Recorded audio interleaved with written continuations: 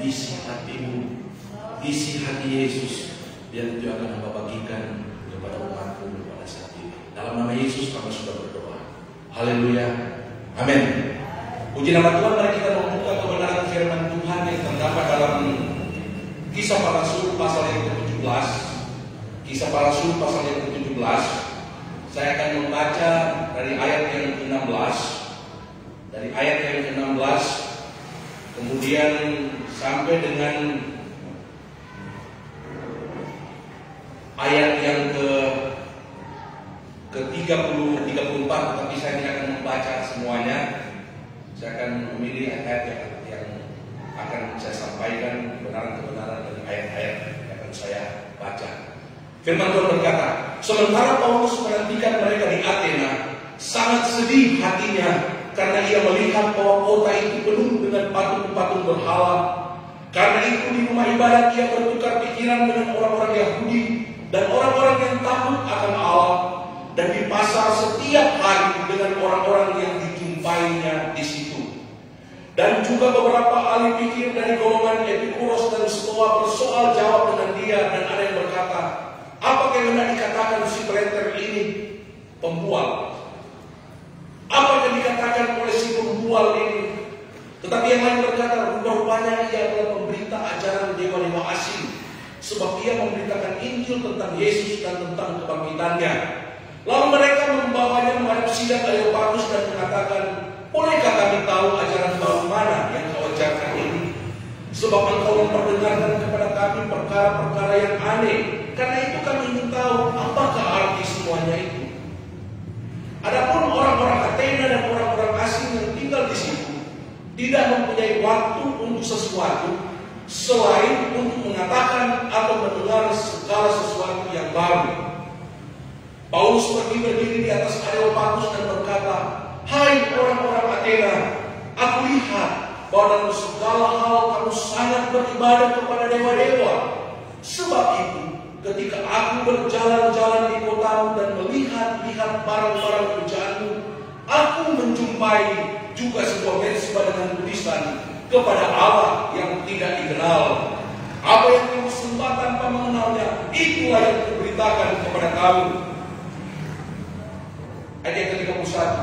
Karena ia telah menetapkan suatu hari pada waktu mana ia dengan adil akan menghakimi dunia oleh seorang yang telah ditentukannya, sesudah ia memberikan kepada semua orang suatu bukti tentang hal itu dengan membangkitkan dia dari antara orang mati. Ketika mereka mendengar tentang kebangkitan orang mati, maka ada yang mengejek dan yang lain berkata, lain kali saja kami mendengar engkau berbicara tentang hal itu. Lalu Paulus pergi meninggalkan mereka, tetapi beberapa orang laki-laki menggabungkan diri dengan dia dan menjadi percaya. Di antaranya juga Dionysius, anggota majelis Areopagus, dan seorang perempuan bernama Damaris, dan juga orang-orang lain bersama-sama dengan mereka. Saya memberi judul atau tema kebenaran firman Tuhan pada saat ini, sangat sedih hatinya. Itu terdapat di dalam pembacaan kita yang pertama. Dan saya melihat ada beberapa kebenaran yang di dalam ayat ini atau perikop ini yang bisa kita ambil dan bisa kita terapkan di dalam kehidupan kita. Terlebih khusus mengakui perintah Yesus ketika dia bangkit dan ketika dia akan terangkat ke surga, dia memberikan amanat agung kepada murid-muridnya. Dan demikian juga kepada kita untuk pergi menjadikan semua bangsa muridnya, untuk kita pergi bersaksi memberitakan kabar baik kepada semua orang. Baru dia akan datang kembali pada yang kali kedua.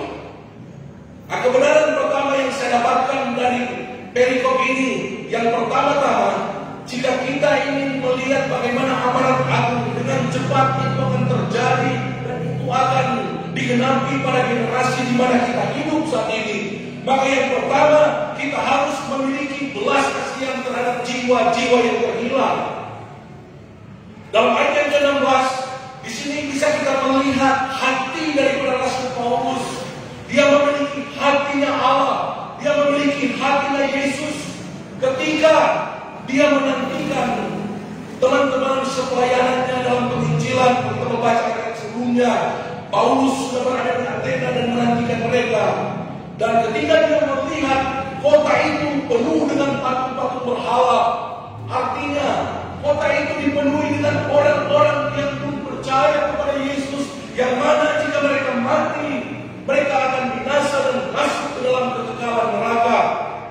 Rasul Paulus tidak bersuka cita dengan binasanya orang-orang yang belum percaya dan akhirnya mereka dilemparkan ke neraka.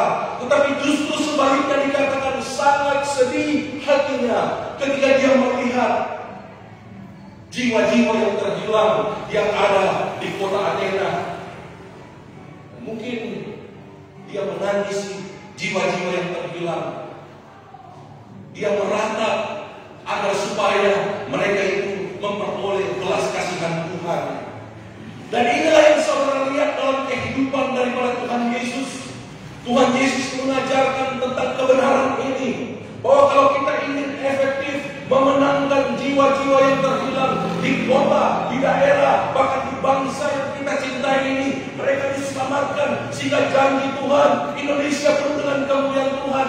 Janji Tuhan bahwa pengenalan akan Allah akan memenuhi seluruh bumi seperti air laut menutupi lautan. Itu tidak akan terjadi jika kita tidak memiliki hati yang penuh dengan belas kasihan, hati yang penuh dengan rasa iba.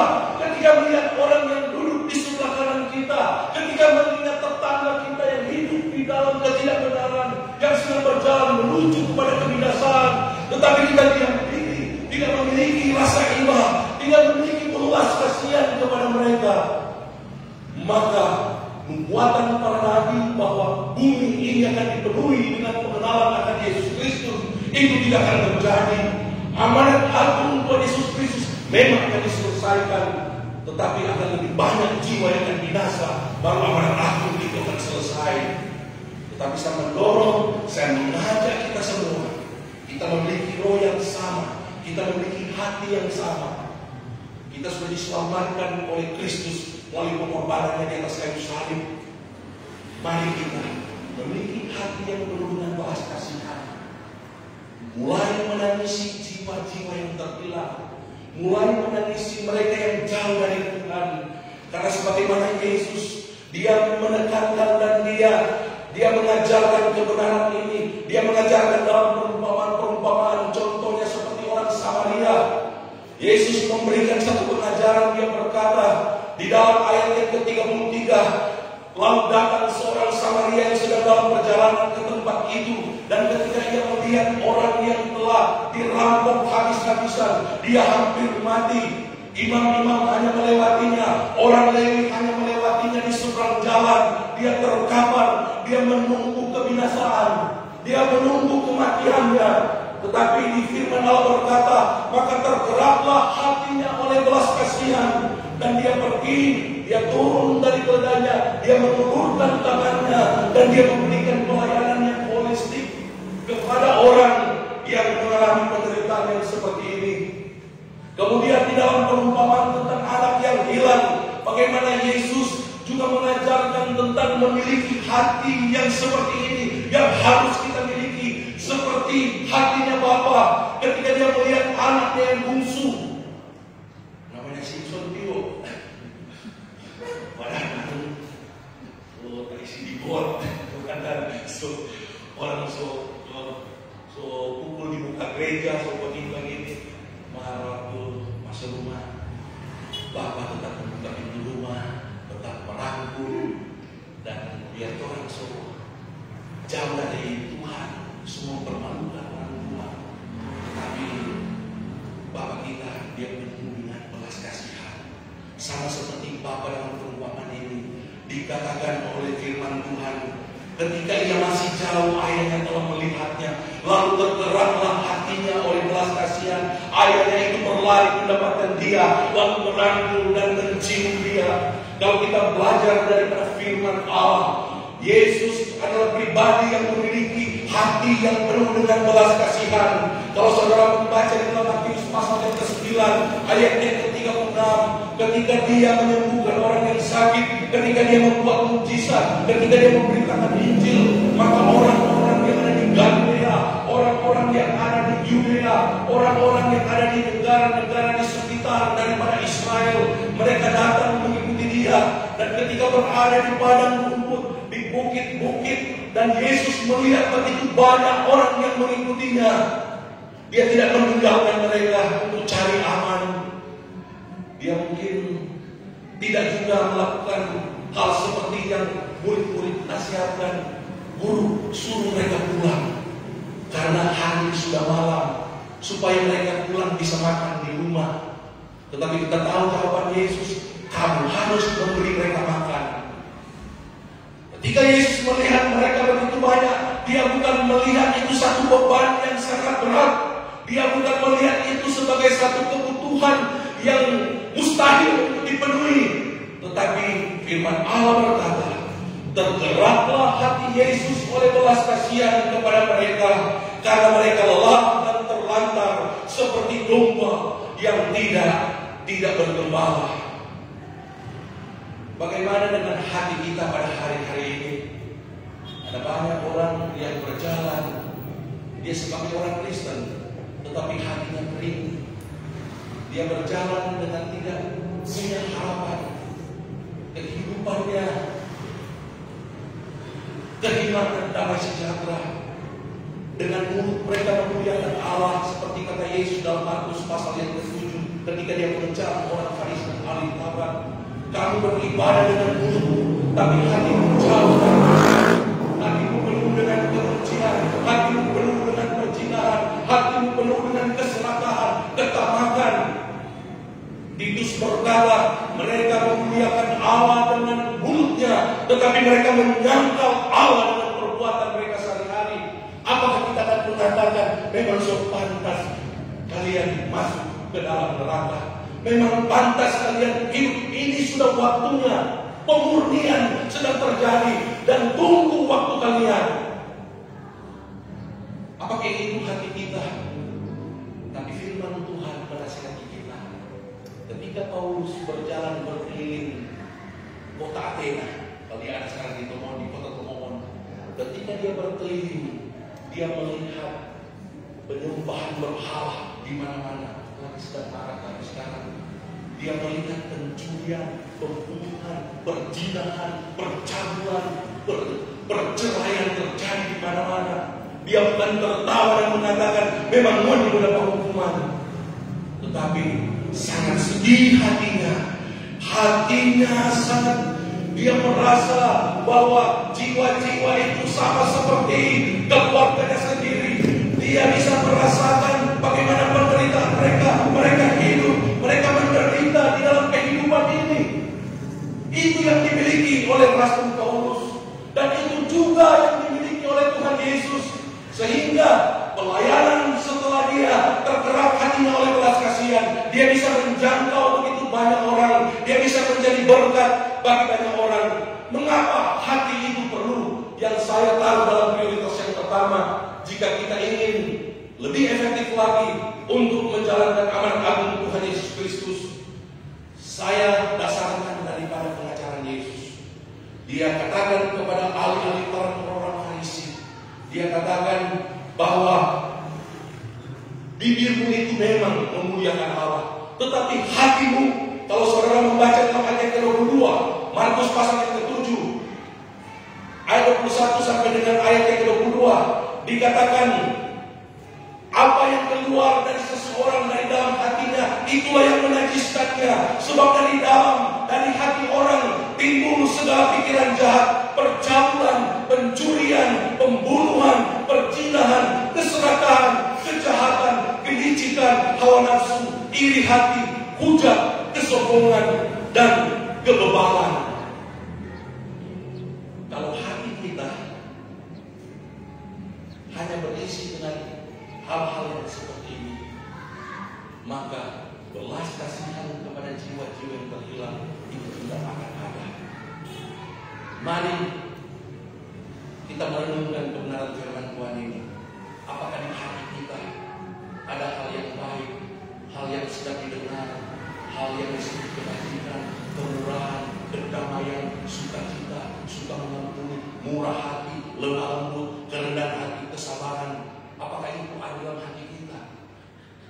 Atau sebaliknya, seperti yang dikatakan oleh Tuhan Yesus dalam ayat yang ke-21 sampai dengan ayat yang ke-22. Kalau ini yang ada dalam hati kita, maka kita harus bersihkan hati kita. Karena Tuhan tidak bisa bertempat tinggal di dalam hati seseorang yang hatinya pun disucikan, belum dikuduskan. Roma 5 ayat 5 berkata, kasih Allah telah dicurahkan oleh Roh Kudus dalam hati saudara. Beginilah ini sudah ditaruh dalam hati saudara. Ketika kita percaya kepada Tuhan Yesus, maka kita diberi modal. Hati kita ditanamkan kasih Kristus, ditanamkan kasih Allah yang akan disirami dari hari ke hari, baik melalui penggembalaan gereja, melalui saat teduh kita membaca firman Allah, kita mempraktekkan firman Allah. Jadi intinya kasih Allah, hati yang penuh dengan belas kasihan sudah ada dalam hati saudara. Tinggal bagaimana benih itu harus kita pelihara, harus kita siram. Karakter akan menjadi satu karakter kalau itu menjadi gaya hidup, itu menjadi kebiasaan kita, dan kita tidak bisa disebut memiliki karakter yang penuh dengan belas kasihan kalau setahun sekali kita memberikan bantuan kepada orang lain, sebulan sekali kita mengasihi sesama kita, sebulan sekali kita memberitakan Injil. Itu bukan karakter, itu namanya pamer, memamerkan bahwa saya sudah melakukan. Tapi yang Tuhan kehendaki itu harus menjadi gaya hidup kita. Itu harus memancar dari dalam hati kita. Dan bukankah Yesus berkata, Roh Kudus yang akan berdiam dalam diri kita, hati kita, Dia akan menjadi seperti mata air yang berbual-bual di dalam diri kita, akan memenuhi kebutuhan kita, tubuh, jiwa, dan roh kita dipenuhi oleh Roh Kudus yang ada di hati kita. Dan saking Roh Kudus itu berbual-bual dalam hati kita, itu akan memancar keluar, sehingga dimanapun kita berada, di situ akan ada kesembuhan, di situ akan ada kelepasan, di situ akan ada orang yang diberkati, di situ ada yang lapar menjadi kenyang, di situ ada yang tanpa pengharapan memiliki pengharapan, di situ ada orang yang tertunduk dia mendekatkan kepalanya. Dimanapun saudara berada, saudara dan saya akan mengubahkan keadaan sekeliling kita. Amin. Haleluya. Kebenaran yang kedua dari perikop ini, yang kedua, kita harus mengutamakan hikmat pada saat memberitakan Injil. Di dalam ayat yang ke-22 sampai 23, ketika Paulus dibawa di Areopagus, dia menginjil di pasar, dia menginjil di jalan-jalan, menginjil di pasar dan di jalan-jalan. Karena orang-orang banyak yang terganggu dengan penginjilan Rasul Paulus, mereka menarik dia, ayo buktikan kamu punya iman yang kamu beritakan. Mereka membawa dia di sidang Areopagus, di mana kumpulan filsuf-filsuf Yunani yang ada di Athena, yang mereka hanya mendengarkan apa yang baru dan mengatakan apa yang baru. Dan luar biasa, rupa-rupanya Paulus ini, dan memang dia diberikan karunia hikmat dan pengetahuan lebih daripada hamba Tuhan yang ada pada waktu itu, sehingga Tuhan sudah memilih dia, mempersiapkan dia untuk menginjil kepada orang-orang yang secara pendidikan mereka itu apa? Mungkin S2 ya, S3 ya, pinter-pinter. Dan yang luar biasa, Paulus berdiri, kemudian dia berkata, hai orang-orang Athena, aku lihat bahwa dalam segala hal kamu sangat beribadah kepada dewa-dewa. Sebab ketika aku berjalan-jalan di kotamu dan melihat barang pujaanmu, aku menjumpai juga sebuah mezbah dengan tulisan kepada Allah yang tidak dikenal. Apa yang kamu sembah tanpa mengenalnya, itulah yang kuberitakan kepada kamu. Kalau kita ingin lebih efektif lagi dalam menjalankan amanat agung dalam hal ini, kita memberitakan kabar baik kepada sesama kita, maka kita harus memiliki hikmat. Kalau saya tulis di sini, kita harus memiliki strategi, dan itu bukan diajarkan oleh orang dunia, itu bukan diajarkan oleh manusia biasa, tetapi Yesus sendiri berkata dalam Matius pasal yang ke-10 ayat ke-16, lihat, aku mengutus kamu seperti domba pada tengah-tengah serigala, sebab itu hendaklah kamu cerdik seperti seperti ular dan tulus seperti merpati. Itu strategi dalam penginjilan. Harus cerdik seperti ular, tetapi tulus seperti merpati. Saya waktu memimpin seminar kaum pria di Jawa Barat, banyak yang bertanya soal ayat ini. Tapi puji nama Tuhan, Tuhan mengajarkan kepada kita satu kebenaran, di mana kita hidup di tengah-tengah dunia yang penuh dengan tipu muslihat, yang penuh dengan rancangan-rancangan jahat, secara khusus yang diarahkan kepada hamba-hamba Tuhan. Untuk itu Tuhan mengajarkan kepada kita sebagai hamba-hamba Tuhan, kita harus punya hikmat. Kita perlu berdoa, minta hikmat, sama seperti yang dilakukan oleh Paulus. Sehingga ketika dia sampai di ruang yang bagus, dia mengatakan, aku melihat ada satu mezbah yang diarahkan kepada Allah yang tidak dikenal. Dan Allah yang tidak dikenal, itulah yang kuberitakan kepada kalian. Dia Yesus Kristus yang dibangkitkan dari kematian. Dan mereka mendengarkannya sampai selesai. Tetapi jangan kita salah pahami, berarti kita harus boleh menggoda orang. Iblis itu menggoda, kan? Dia menggoda Hawa sehingga Hawa jatuh dalam dosa. Iblis itu kan dia susah mau jangkau kalau orang, dia takut tumit orang gitu. Dan dia cepat dia akan menghindar. Kalau ada yang mengatakan itu sebenarnya buat cerdik, itu licik. Tapi Tuhan berkata di dalam Matius pasal yang ke-11 ayat 16, karena kamu seperti domba di tengah-tengah serigala, pakai kecerdikan ular, tetapi supaya kamu tidak jatuh di dalam motivasi yang tidak benar, cara-cara dunia yang menghalalkan segala cara, agar supaya bertambah banyak umat, bertambah banyak orang percaya. Tuhan tidak benarkan itu. Dia katakan kamu harus memiliki ketulusan yang seperti merpati. Sehingga saya mengutip yang dikatakan oleh John Wycliffe. Dia berkata begini, bila berdiri sendiri, kecerdikan ular itu tidak lebih daripada kelicikan, dan ketulusan seekor merpati tidak lebih baik daripada kelemahan. Tetapi jika digabungkan, kecerdikan ular akan menyelamatkan mereka dari keterbukaan yang tidak perlu terhadap bahaya, dan ketulusan merpati akan mencegah mereka dari cara yang berdosa untuk meloloskan diri dari bahaya. Satu waktu saya di Angkot, dengan sangat sulit saya memberitakan Injil di Angkot itu.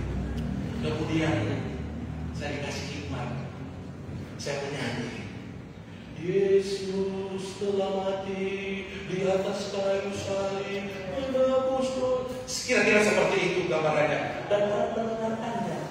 Saudara tahu, saya tidak bisa dilarang, karena tidak ada hukum yang melarang orang menyanyi. Sampai seturun dari angkot, mereka melihat saya. Ini nanti kalau ada orang Kristen dia search di Google, nggak perlu itu lagu, karena itu lagu memang penginjilan, ciptaan Pendeta Simpson pada waktu itu. Itu hikmat yang Tuhan berikan kepada kita. Lewat telepon juga. Ada yang menanyakan, menawarkan mungkin asuransi, jangan langsung oh nggak ada waktu. Itu kesempatan kita bersaksi, memberitakan Injil. Oke, itu namanya cerdik seperti ular, tetapi hatinya agar supaya dia mendengarkan Injil, agar supaya mereka mendapatkan kesempatan mendengarkan Injil sekali saja seumur hidup mereka. Karena terlalu sering kita mendengarkan khotbah tentang kedatangan Tuhan pada kali yang kedua, kalau ada masih banyak orang di luar sana, mereka belum tahu kalau Yesus sudah datang kepada kali yang pertama, menyelesaikan dosa-dosa mereka, mati di atas kayu salib untuk menebus dosa mereka. Kita hanya mengingatkan mereka. Amin. Haleluya, haleluya. Salah satu perikop yang menjadi bahan penelitian saya berjudul Kajian Teologi Perjanjian menurut Yakob Komatala sebagai dasar membangun spiritualitas jemaat dalam melaksanakan tugas misi di GSKA CBS Sentul City. Itu tesis penelitian. Gembala juga saya wawancarai, Tamilan saya wawancarai, ketua umum, kemudian hamba-hamba Tuhan, gembala-gembala dalam misi GSKA. Saya menanyakan mereka, dan semua sepakat bahwa penginjilan itu harus yang terutama, misi harus terutama dalam sebuah gereja. Gereja tanpa misi, gereja tanpa penginjilan, gereja tanpa strategi untuk memenangkan jiwa, maka gereja itu dia sedang tidur, dan tidak lama lagi gereja itu akan ditinggalkan, baik dalam hal keuangan maupun dalam hal kuantitas jemaat, karena gereja sudah tidak berpengaruh lagi. Sehingga Yesus berkata, kalau garam itu sudah menjadi tawar, dia tidak ada gunanya, dia dibuang, diinjak-injak orang di tanah-tanah di Palestina. Saya merindukan agar supaya salah satu spiritualitas daripada Gereja Agape pemohon, yaitu semangat di dalam memenangkan jiwa, itu jangan dibiarkan padam. Mungkin mereka sudah meninggalkan kita. Ada pendeta Molinca, ada pendeta Tumento yang berapi-api di dalam mendorong kita memenangkan daerah kita hidup dalam kebenaran. Biar roh itu, biar spiritualitas Allah berikan kepada kita, yaitu semangat yang menyala untuk bersaksi, memberitakan Injil. Jangan sampai padam. Amin. Bukti daripada murid mereka, saya itu ada di Jawa Barat. Sejak tahun 2016 ada di Jawa Barat. Kami melakukan pelayanan sosial yang terhenti selama beberapa tahun. Saya 2010-2016 di sini. Dan itu hanya satu kali dilakukan. Itu jadi terhenti. Dan ketika kami mulai lagi, setiap tahun kami 100 keluarga, kami memberikan kepada mereka, memberikan penginjilan secara bantuan sosial, memberikan kepada mereka juga kebutuhan-kebutuhan untuk alat-alat sekolah PAUD, untuk juga kebutuhan-kebutuhan masyarakat yang ada sebelum COVID ini terjadi. Dan itu dilakukan, mereka kumpul bisa 100 orang, 200 orang. Dan ketika saya menyampaikan kepada mereka, Yesus kasih, oh maaf ya, Yesus kasih lama, sebenarnya bisa terpilih setengah-setengah. Karena apa? Karena kebaikan hati kita yang keluar dari hati yang penuh dengan belas kasihan itu sama-sama yang digerak katakan. Kalau kamu menaruh sebuah traktat penginjilan, di atas traktat itu ada sepotong roti, mereka tidak akan mempersoalkan traktat itu. Tetapi kalau kita hanya datang dengan mungkin rasa iba, tapi tanpa memberikan sesuatu, maka kita akan dikatakan kita hanya memuliakan Allah dengan diri kita, tetapi hati kita tidak memiliki belas kasihan dan kemurahan hati. Nah, di dalam ayat pasal yang ke-25 ini yang menjadi salah satu saya angkat. Dalam pasal yang ke-25 ayat yang ke-35, ketika Yesus berkata, ketika aku lapar kamu beri aku makan.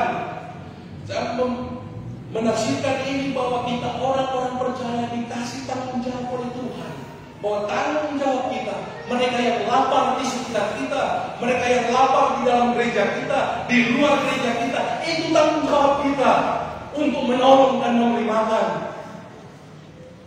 Kemudian gereja juga bisa membentuk satu pelayanan sosial yang saya percaya dilakukan di tempat ini.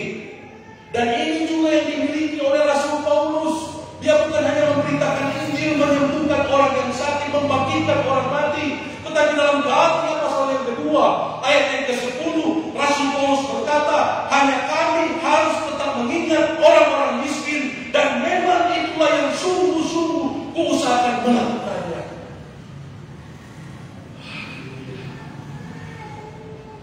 Pada hari-hari ini adalah kesempatan kita mempraktekkan yang namanya kasih Tuhan dalam Matius pasal yang 25 ini. Ketika aku lapar, kamu beri aku makan. Ketika aku seorang asing, kamu berikan aku tumpangan. Ketika aku telanjang, kamu bagi-bagikan pakaian kepadaku. Ketika aku sakit, kamu mengunjungi aku di rumah sakit. Ketika aku di penjara, kamu mengunjungi aku.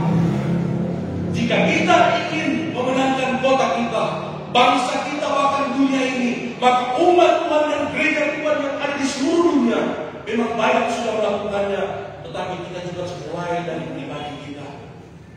Dalam penelitian itu saya menulis, kalau gereja sedang jemaat Allah, saya sebut Siti ingin memenangkan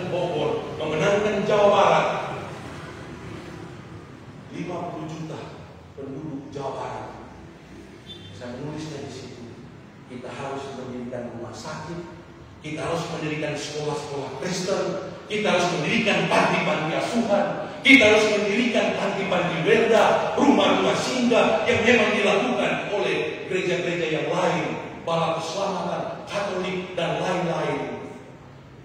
Yang jadi pertanyaannya bagi kita kalangan Pentakosta, kalau kami ditambahin Pentakosta Karismatik, keren banget namanya. Apa yang kita lakukan? Ini menjadi tanggung jawab kita, memenangkan satu kota. Kalau kita hanya menunggu di gereja, maka itu akan lambat pertambahannya. Tapi ketika gereja berinvestasi secara rohani, menjalankan misi, membangun gereja, membangun rumah sakit, membangun sekolah-sekolah, panti werda dan panti asuhan, maka yang saya katakan tadi, kita memberikan Injil dan menaruh roti, saya menurut dari pikiran dan memberikan kepada orang lain. Mereka akan menerima traktat ini karena apa? Mereka tahu traktat ini bukan hanya teori, karena ada prakteknya. Sambil makan roti, mereka membaca traktat dan akhirnya mereka menerima Yesus sebagai juru selamat. Ketika kita tidak melakukan itu, saya menuliskan di kesimpulan dalam Matius pasal yang ke-3 dikatakan, dan dia akan berkata juga kepada mereka yang sebelah kirinya, enyahlah dari hadapanku, hai kamu orang-orang terkutuk, enyahlah ke dalam api yang kekal yang telah sedia untuk iblis dan malaikat-malaikat. Yesus adalah pribadi yang lemah lembut, tapi kalau berkaitan dengan keselamatan jiwa-jiwa, dia sangat tegas dalam memperingatkan murid-muridnya. Dia berkata, kalau kita tidak melakukan pelayanan misi ini yang menjangkau mereka yang lapar, mereka yang asing, mereka yang telanjang di penjara, dan mereka yang di rumah sakit, maka Yesus berkata, kamu orang-orang terkutuk. Saya waktu merenungkan dan mempelajari, hati saya bagaimana saya mengajarkan jemaat orang lain hidup berbahagia, tapi tidak melakukan ini.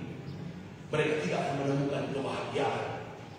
Bukankah Yesus berkata, berbahagialah orang yang murah hati, berbahagialah orang yang lembut hatinya, berbahagialah orang yang dianiaya oleh karena kebenaran, berbahagialah orang yang suci hatinya. Artinya kita berbahagia kalau kita memberi.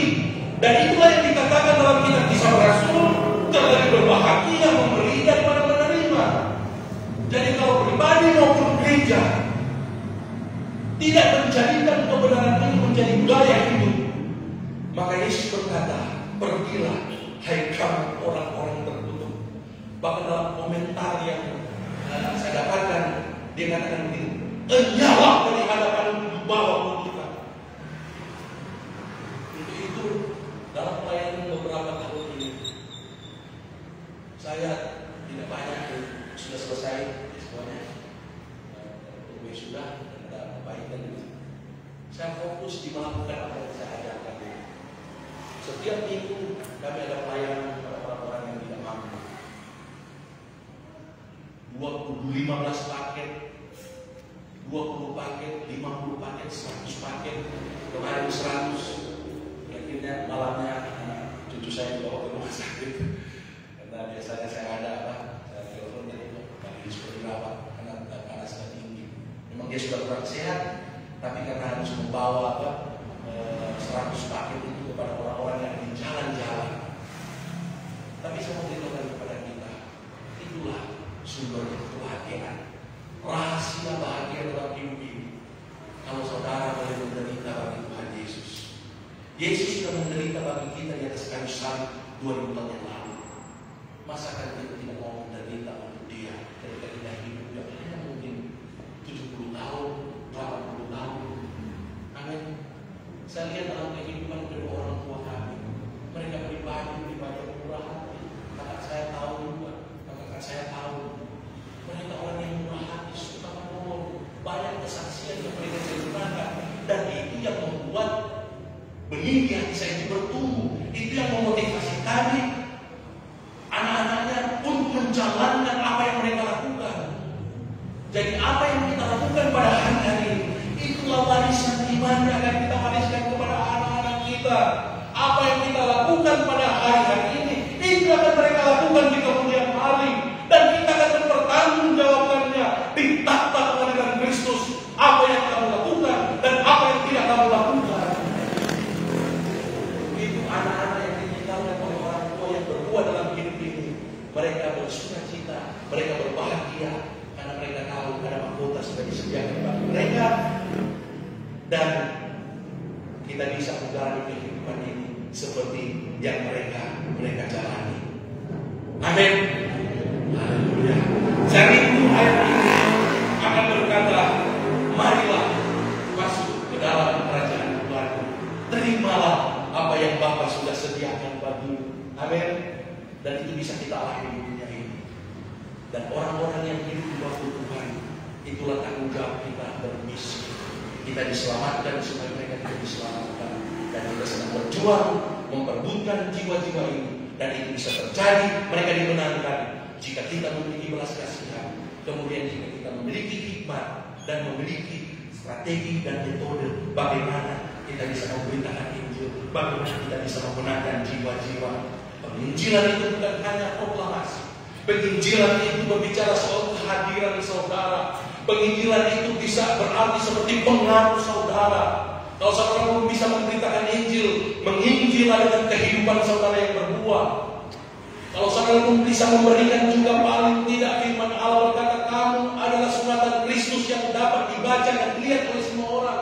Kasihi istrimu, kasihi suamimu, kasihi anak-anakmu, kasihi keluargamu, maka tetanggamu akan melihatnya. Dan mereka akan berkata, itu lupa, itu pendeta yang pendeta. Kalau itu mengasihi keluarganya, kamu dong sama seperti dia. Oh iya, buktinya dia berhasil. Itu penginjilan melalui pengaruh. Dan seorang berkata bahwa penginjilan tanpa pengaruh, penginjilan tanpa kehidupan yang berbuah, itu diibaratkan sebuah pesawat terbang yang hanya punya satu sayap. Tetapi kalau kita menginjil melalui proklamasi, melalui kehidupan yang benar, melalui pengaruh kehidupan kita, maka itu diibaratkan seperti sebuah pesawat dengan dua sayapnya. Dia akan terbang dan dia akan mendarat, terbang, mendarat, mengelilingi dunia. Amin.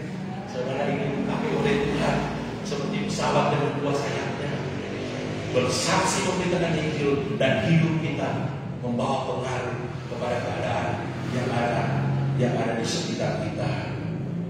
Kebenaran yang ketiga, bagaimana agar supaya kita efektif di dalam amanat agung, agar jiwa-jiwa akan dimenangkan bagi Tuhan Yesus Kristus. Dalam ayat yang ke-18 di sini dikatakan, dan juga beberapa ahli pikir dari golongan Epikuros dan Stoa bersoal jawab dengan dia. Dan ada yang berkata, apakah yang hendak dikatakan si Plater ini?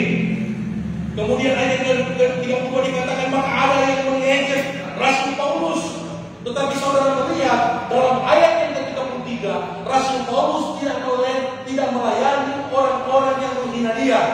Rasul Paulus tidak mengambil waktu untuk membalas WA, FB yang menjatuhkan, yang membuat kita tersudut, yang membuat kita dipermalukan. Dia tidak mengambil waktu untuk membalas dengan kata-kata yang lebih menyakitkan lagi. Tetapi firman Allah berkata, dia meninggalkan mereka. Karakter ini yang harus kita miliki kalau kita ingin mempengaruhi jiwa-jiwa yang ada di sekitar kita. Amin. Jadi kebenaran yang ketiga yang saya dapatkan dari teks ini, kita harus memiliki karakter yang sabar, yang tidak mau membalas hinaan dan makian, dan tidak melawan ketika dilecehkan. Ini memang sangat susah. Tapi Yesus katakan semua perintah-perintah itu mudah kalau kita apa?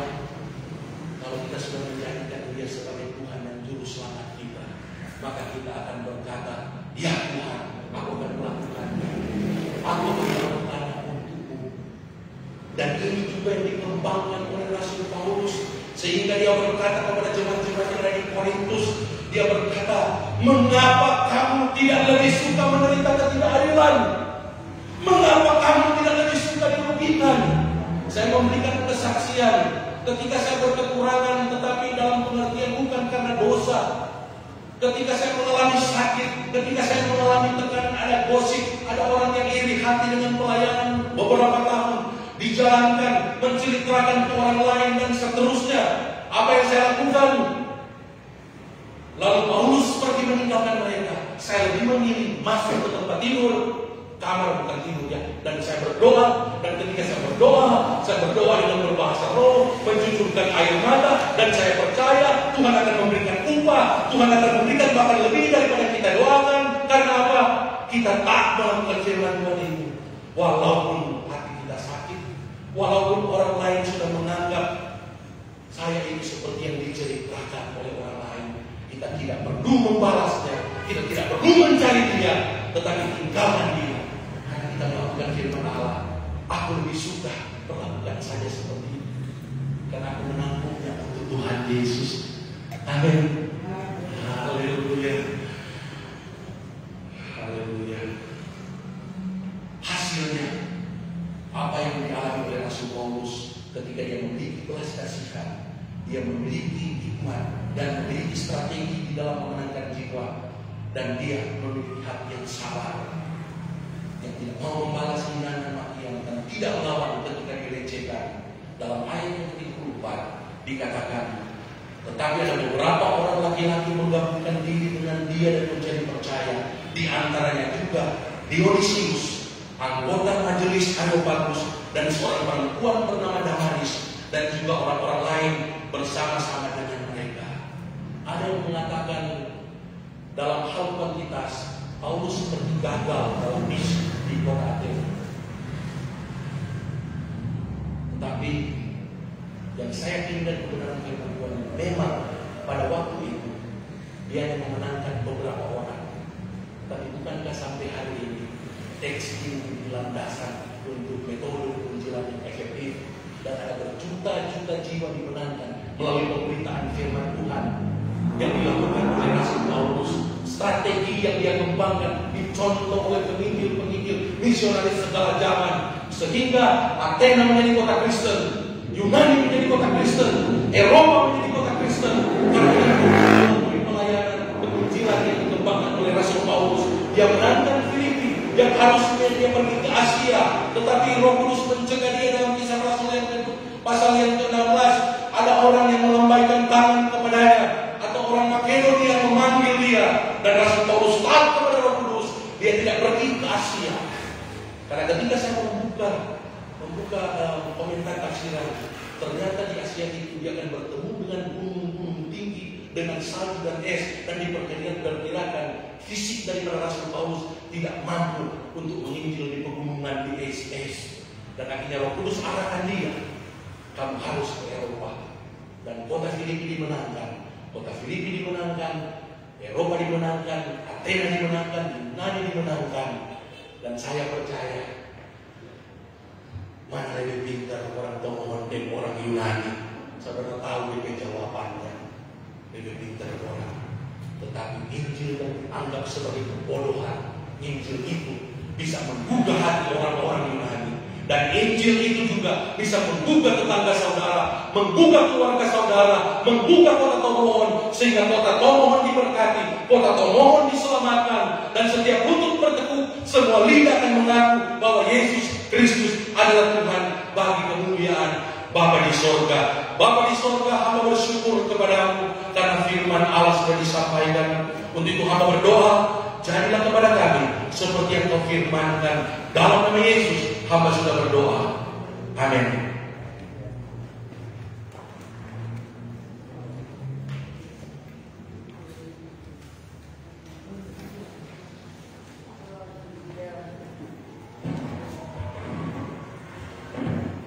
Haleluya. Firman Allah sudah datang dalam kehidupan kita pada saat ini. Mari kita mau menanggapi firman-Nya. Kita mau datang dan kita bersyukur kepada Tuhan.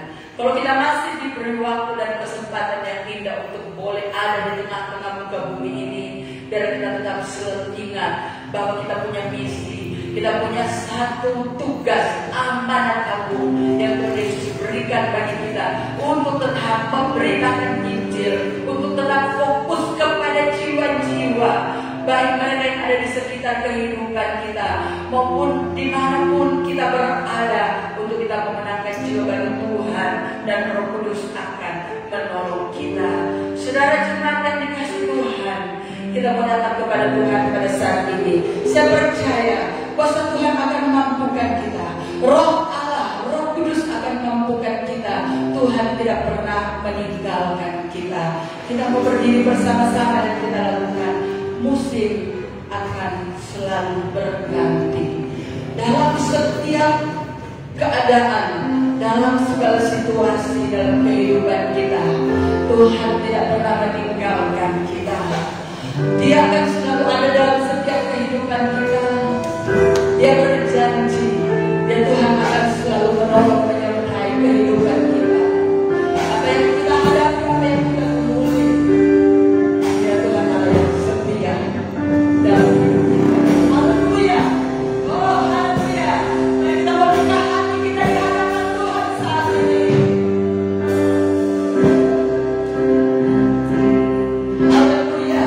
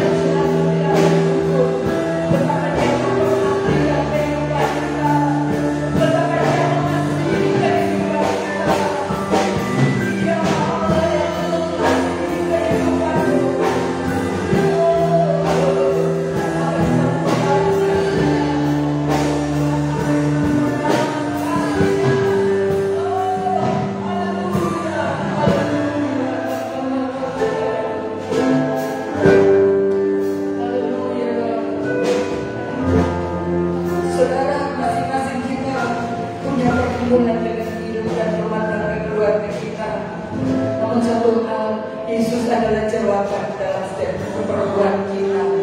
Ketika kita melakukan firman Tuhan, janji Tuhan ya dan amin.